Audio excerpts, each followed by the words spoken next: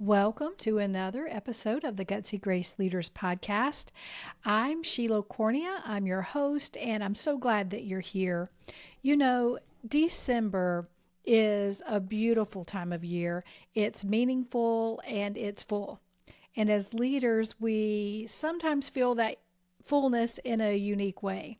There are final reports to review, end of the year giving campaigns to close, managing all the projects with the team, celebrating our team, hosting those celebrations, finalizing budgets if we haven't finished that in November, and touching base with friends, family, and honoring the traditions that we really love most about the season. It's a rich month, and it can stretch our capacity even if we're high caliber leaders.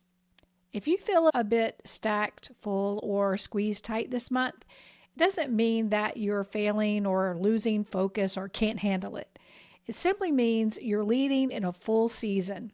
So today I want to help you recognize that December drift and offer a few simple ways to regain focus and finish. December isn't the only month that offers a drift. At the end of every quarter, we might listen to this again and it's still going to be applicable. December is just a little extra special. It's a natural part of leadership, though, the December trends that reveal how much we actually carry as leaders. It's the month where everything comes together all at once. Our quarterly goals, our project wrap-ups, team meetings, ministry events, community outreaches, holiday programs, grandchildren, children, following up with our donors and making sure they know how much we've appreciated their help, and preparing for whatever January will require. Add in all of the relational hopes and dreams and the emotional weight of the season. The drift really makes complete sense. There's a lot grabbing for our attention. But you know, Hebrews tells us to run the race that's set before us with perseverance and to keep our eyes fixed on Jesus. And that doesn't have to be corrective. It's not insinuating that we're not doing those things. It's just a really good practical reminder to keep on doing that, especially when the month holds so many distractions and feels full. Our focus can become a little blurry, and it's good to be reminded to be intentional. It's good to refocus on what matters most in the season, especially as leaders, because we don't just focus on all the things in the same way. Of course, we prioritize. Focus is found by identifying what actually matters the most right now and allowing the rest to wait in turn. So you may have to ask yourself, what needs my leadership this month? What needs my attention this month? And what can maybe be bumped over, deferred into the new year? Or maybe just let go of. It might be a key meeting, a meaningful conversation with a team member, or an end-of-the-year partnership decision. It could just be that one conversation with a loved one who needs your voice. Psalms reminds us that we need to number our days so that we can have a heart of wisdom. Our days are limited, not just in our lives, but in this season, in December. There are some things that just don't make sense in February that make sense in December. And so we want to put all things in alignment according to their importance and the return on the investment of our relationships too. Wisdom doesn't rush us. It helps us to prioritize the most meaningful moments. Strong leaders regain our focus and momentum through those intentional December decisions.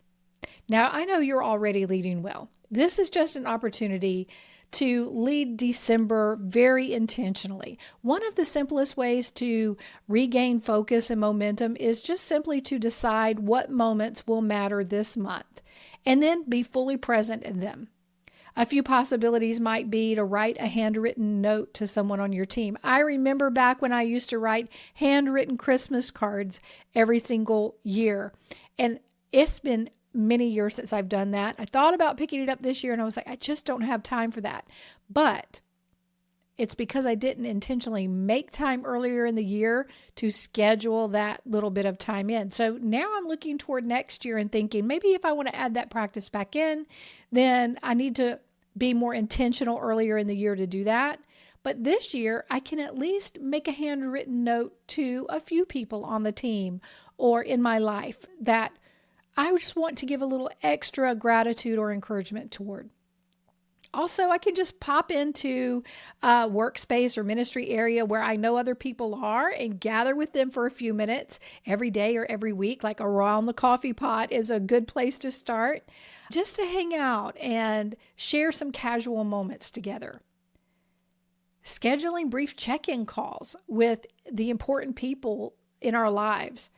Carving out quiet time for prayer, for writing and journaling, getting our own hearts and minds ready for the new year and what it may bring. Listen, I want you to give yourself permission to rest when it's needed so that when you are in those moments, your presence can be steady and strong.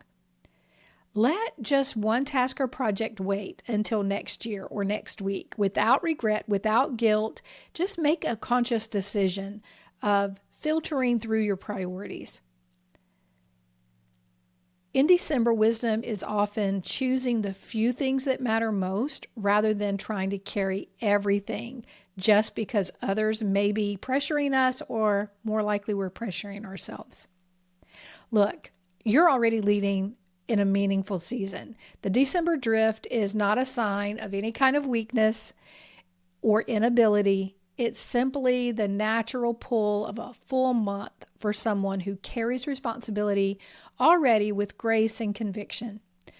You don't need to overhaul everything in December. You just need a few intentional choices, maybe more than usual, that can bring your focus back to what matters the most. In these last weeks of the year, you can have even greater impact and presence than you do on a usual typical month.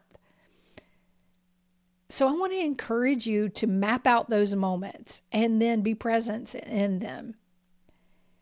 Now, if this episode is challenging you a bit personally or encouraging you, and you want to share it with a friend or colleague, I'd love for you to do that because look, we're all leading, we're locked arms, we're doing this together.